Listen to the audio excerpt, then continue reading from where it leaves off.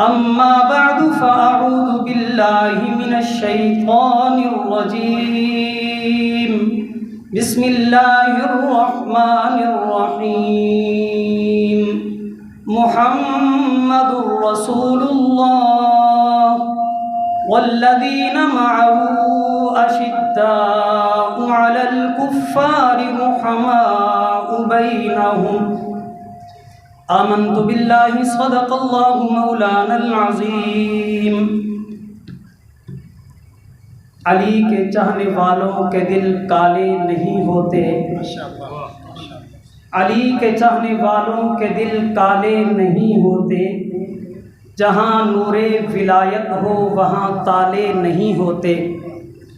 علی کے چاہنے والوں کے دل کالے نہیں ہوتے، جہاں نور ولایت ہو وہاں تالے نہیں ہوتے۔ علی زادوں نے بتلایا تحفظ کر کے حضرت عثمان کا، علی زادوں نے بتلایا تحفظ کر کے حضرت عثمان کا، کہ جو حضرت عثمان سے بغض رکھے وہ علی والے نہیں ہوتے۔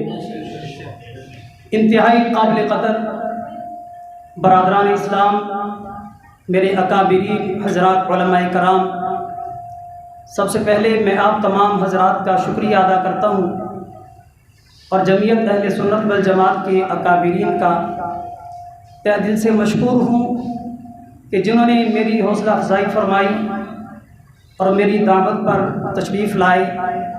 اللہ تعالی شانہ اپنی شان کے مطابق سب کو جزائے خیر عطا فرمائے۔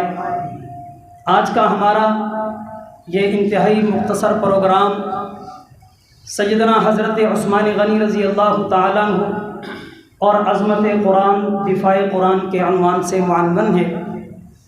حضرت عثمان رضی اللہ تعالیٰ عنہ کا نامی اسم گرامی جب لیا جاتا ہے تو قرآن کا عنوان اس کے ساتھ جڑا ہوا ہے، اس لیے کہ اللہ جل شانہ نے حضرت عثمان غنی رضی اللہ تعالیٰ عنہ کو عاشق قرآن بنایا۔ حضرت عثمان رضی اللہ تعالیٰ عنہ کی چند خصوصیات ہیں جو صرف آپ ہی کا حصہ ہیں، کائنات میں اور کوئی آپ کا ثانی نہیں۔ ان میں یہ سعادتیں، یہ انعامات جو اللہ نے حضرت عثمان کی رضی اللہ تعالیٰ عنہ کی زندگی میں لکھے وہ کسی اور کے حصے میں نہیں آئے۔ سب سے پہلی بات تو یہ ہے کہ حضرت عثمان غنی رضی اللہ تعالیٰ عنہ قرآن پاک سے اتنا پیار اور اتنا عشق تھا کہ جیسے مولانا سلیم طارق صاحب نے فرمایا کہ آپ قیام اللیل شروع فرماتے، نماز عشاء کے بعد نماز تہجد کی نیت باندھتے، فجر کی اذانیں ہو جاتی، آپ نماز میں تلاوت قرآن پاک کرتے رہتے۔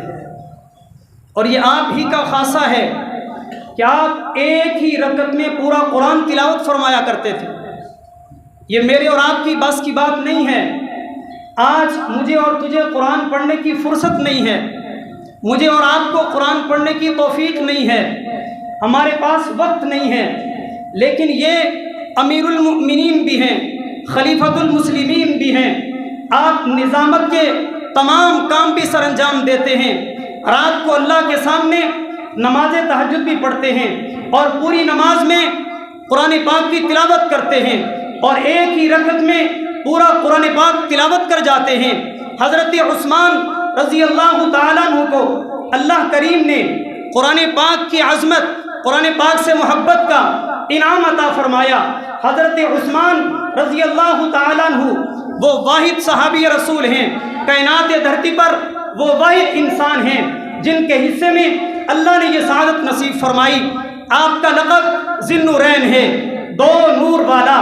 حضرت عثمان غنی رضی اللہ تعالیٰ عنہ کے گھر میں پاک پیغمبر صلی اللہ علیہ وسلم کی دو صاحبزادیاں یکے بعد دیگرے آئی ہیں۔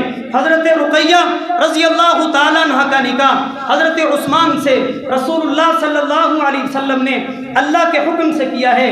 غزوہ بدر کا موقع ہے، حضور علیہ السلام 313 صحابہ غزوہ بدر میں جا رہے ہیں۔ حضرت عثمان کا جی چاہتا ہے میں بھی غزوہ بدر میں جاؤں، لیکن رسول اللہ صلی اللہ علیہ وسلم نے فرمایا عثمان تمہاری زوجہ میری بیٹی حضرت رقیہ بیمار ہے، آپ ان کی تیمارداری کریں، آپ غزوہ بدر میں نہ جائیے، آپ کو گھر بیٹھے ہوئے غزوہ بدر والوں کے برابر ثواب ملے گا۔ اگر یہ نصیب بھی کسی کے مقدر میں آیا ہے، حضرت عثمان ہے جو غزوہ بدر میں شریک نہیں ہوئے لیکن ثواب غزوہ بدر والوں کے برابر ملا ہے۔ حضرت عثمان غنی رضی اللہ تعالیٰ عنہ اپنے گھر میں اپنی بیوی کی تیمارداری میں مصروف ہیں۔ رسول اللہ صلی اللہ علیہ وسلم 1300 صحابہ کے ساتھ جب واپس آتے ہیں، 313 صحابہ کے ساتھ جب کامیاب و کامران ہو کر واپس لوٹتے ہیں، حضرت عثمان غنی رضی اللہ تعالیٰ عنہ حضرت رقیہ کے کفن دفن میں شریک ہیں۔ حضرت رقیہ کا انتقال ہو چکا ہے۔ رسول اللہ صلی اللہ علیہ وسلم نے فرمایا عثمان آپ نے میرے حکم پر اپنی بیوی کی تیمارداری کی، اس کے گھر میں اس کے پاس رہے، آپ میدان جہاد میں نہیں جا سکے، جتنا حصہ بدر والوں کو، جہاد میں جانے والوں کو، شرکت کرنے والوں کو ملے گا اتنا ہی حصہ تمہیں گھر بیٹھنے والے میں سے ملے گا، گھر بیٹھنے کے باوجود ان کے برابر حصہ ملے گا۔ پھر حضرت عثمان کو اللہ نے یہ اعزاز دیا، آپ کی پہلی زوجہ محترمہ انتقال کر گئی، حضور علیہ السلام نے اپنی دوسری صاحبزادی حضرت ام کلثوم کا نکاح آپ کے نکاح میں کر دیا اور فرمایا کہ میں نے یہ نکاح بھی اللہ کے امر سے، اللہ کے حکم سے کیا ہے۔ اگر کسی انسان کے نکاح میں، کسی دنیا میں کسی ہستی کے نکاح میں 2 بیٹیاں ایک ہی نبی کی آئی ہوں، وہ حضرت عثمان کے علاوہ کائنات میں اور کوئی انسان نہیں۔ جب حضرت عثمان رضی اللہ تعالیٰ عنہ نے قرآن کے ساتھ اپنا ناطہ جوڑ لیا، آپ نے قرآن کو اوڑھنا بچھونا بنایا، زندگی بھر قرآن کے ساتھ جڑے رہے، اور جب آخری وقت تھا آپ نے جو کنواں خرید کر لوگوں کو دیا، اسی کنویں پر آپ کو پانی پینے کی اجازت نہیں دی گئی۔ جو مسجد نبوی کی توسیع کے لیے جگہ خرید کر آپ نے مسلمانوں کو دی، آج حضرت عثمان کو اسی مسجد میں نماز پڑھنے کی اجازت نہیں۔ میرے مسلمان بھائیوں، اپنے دلوں پہ ہاتھ رکھو، اگر یہ مسجد بنانے والا آج دروازے پہ کھڑا ہو، اس کو کہہ دیا جائے کہ تمہیں اندر آنے کی اجازت نہیں، اس کے دل پر کیا گزرے گی کہ جگہ خریدنے کے لیے میں نے مال خرچ کیا، تعمیر میں میں نے مال خرچ کیا، آج مجھے وہاں پر 2 رکعت نماز پڑھنے کی اجازت نہیں دی جا رہی۔ حضرت عثمان رضی اللہ تعالیٰ عنہ اپنے گھر میں معصور کر دیے گئے ہیں، تلاوت قرآن پاک میں ہمتن مصروف ہیں، 40 دن بھوکے پیاسے گزار دیتے ہیں۔ سائل نے پوچھا حضرت کھانا پینے کا کیا نظم ہے؟ کوئی چیز اندر آنے کی اجازت نہیں ہے، نہ پانی اندر آنے دیا جاتا ہے، نہ اندر کھجور آنے دی جاتی ہے، نہ کھانے کا کوئی انتظام ہے۔ فرمایا جب بھوک اور پیاس لگتی ہے اللہ کے قرآن کی تلاوت کرتا ہوں، اللہ بھوک بھی مٹھاتے ہیں، بھوک بھی مٹا دیتے ہیں۔ میرے مسلمان بھائیوں، آج ہمیں بھی ضرورت ہے، ہم بھی قرآن پاک کو اپنے سینوں میں محفوظ کیے ہوئے ہیں، لیکن اس کی تلاوت کا جو حق ہے وہ ہم ادا نہیں کرتے۔ ہمیں اس کی تلاوت کا حق ادا کرنا چاہیے۔ آج امت مسلمہ غمگین ہے کہ کفار نے مسلمانوں کے قرآن کی توہین کی ہے۔ کیا جو ہم خود قرآن پاک کی توہین کرتے ہیں ہمیں اس کا احساس ہے؟ یہ الماریوں میں قرآن پاک بند پڑے ہوئے ہیں، ہمارے گھروں میں قرآن پاک بند پڑے ہوئے ہیں، سالوں سال گزر جاتے ہیں، کھولنے والا کوئی نہیں، گرد و غبار سے بھرے رہتے ہیں۔ عید بقرعید کا موقع آتا ہے، خواتین گھروں کی صفائی کرتی ہیں، قرآن پاک کے غلاف کے اوپر بھی کپڑا مار دیتی ہیں، ورنہ پورا سال قرآن بند رہتا ہے۔ یہ ہمارے لیے قابل غور بات ہے۔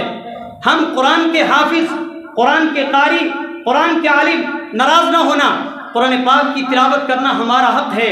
ہم روزانہ کی بنیاد پر متعین کریں کہ اتنی تلاوت قرآن پاک روزانہ ضرور کریں، اور جو حافظ نہیں ہیں وہ روزانہ کی بنیاد پر متعین کریں، 1 صفحہ 2 صفحے قرآن پاک کی تلاوت ضرور کریں۔ اور حفاظ کے لیے کم از کم 2 پارے ہیں، روزانہ قرآن پاک کی 2 پارے تلاوت کرنا۔ اور اس کا آسان طریقہ یہ ہے کہ آپ جب نمازیں پڑھتے ہیں، سنتیں اور نفل پڑھتے ہیں، ان میں قرآن پاک کی تلاوت کریں، آسانی کے ساتھ 5 نمازوں میں 2 پارے مکمل ہو جاتے ہیں۔ تجربہ کر کے دیکھیں۔ اور پھر جب رمضان شریف آتا ہے اس وقت پھر پریشانی کی ضرورت نہیں۔ آج مسلمان پریشان ہے کہ مسلمانوں کے قرآن کی توہین کی گئی، مسلمانوں کے قرآن کو جلایا گیا۔ میرے محترم دوستو، یہ دکھ واقعی بہت بڑا دکھ ہے، لیکن اس سے بڑا دکھ یہ ہے کہ آج مسلمان قرآن کی عملی زندگی سے بھی دور ہو چکا ہے۔ اگر مسلمان آج بھی قرآن پاک کو پڑھنا شروع کر دیں، قرآن پاک کو سمجھنا شروع کر دیں، قرآن پاک پر عمل کرنا شروع کر دیں، تو آج بھی کفار اسی طرح مسلمانوں سے ڈرنے والے بنیں گے جس طرح ابو بکر صدیق کے دور میں ڈرتے تھے، فاروق اعظم کے دور میں ڈرتے تھے، عثمان غنی کے دور میں ڈرتے تھے، علی المرتضیٰ کے دور میں ڈرتے تھے۔ حضرت ابو بکر، حضرت عمر، حضرت عثمان، حضرت علی، ان لوگوں نے قرآن پاک پڑھا، قرآن پاک کو سمجھا، قرآن پاک پر عمل کیا۔ نہ انہوں نے ہماری طرح مظاہرے کیے، نہ انہوں نے احتجاج کیے، نہ انہوں نے ریلیاں نکالی، صرف قرآن پر عمل کر کے دکھایا۔ کسی کافر کو جرت نہیں ہو سکی۔ ابو جہل بھی تھا، ابو لہب بھی تھا، عتبہ عتیبہ شیبہ، بڑے بڑے کافر تھے، وہ قرآن کا انکار تو کرتے رہے، قرآن پر عمل تو نہ کرتے تھے، ایمان تو نہ لاتے تھے، لیکن بتاؤ کسی ان کافروں میں سے قرآن جلایا؟ کسی نے قرآن کی توہین کی؟ کسی نے اپنے پاؤں کے نیچے روندا؟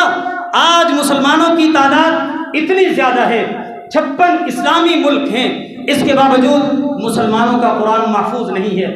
وجہ صرف اور صرف یہ ہے کہ میں اور آپ قرآن پاک کی تعلیمات سے دور ہو چکے ہیں۔ تو آج سارے عہد کرتے ہیں انشاءاللہ کہ ہم روزانہ کی بنیاد پر حافظ ہوں، عالم ہوں، قاری ہوں، مسجد مدرسے سے وابستہ لوگ روزانہ کی بنیاد پر قرآن پاک کی تلاوت کا متعین کریں کہ اتنی تلاوت روزانہ کریں۔ اور آسان طریقہ ہمارے اکابرین نے یہ لکھا ہے کہ جب چاند کی پہلی تاریخ آئے تو پہلا پارہ تلاوت کرو، 2 تاریخ آئے تو دوسرا پارہ تلاوت کرو، ادھر 30 تاریخ ہوگی، ادھر 30واں پارہ ہوگا۔ اگر چاند 29 کا ہو جائے، آخری دن 2 پارے پڑھ لو، مہینہ بھی مکمل، قرآن پاک بھی مکمل۔ سارے عہد کرتے ہیں۔ اللہ مجھے بھی عمل کی توفیق عطا فرمائے، آپ کو بھی عمل کی توفیق عطا فرمائے۔ آخر دعوانا ان الحمد للہ رب العالمین۔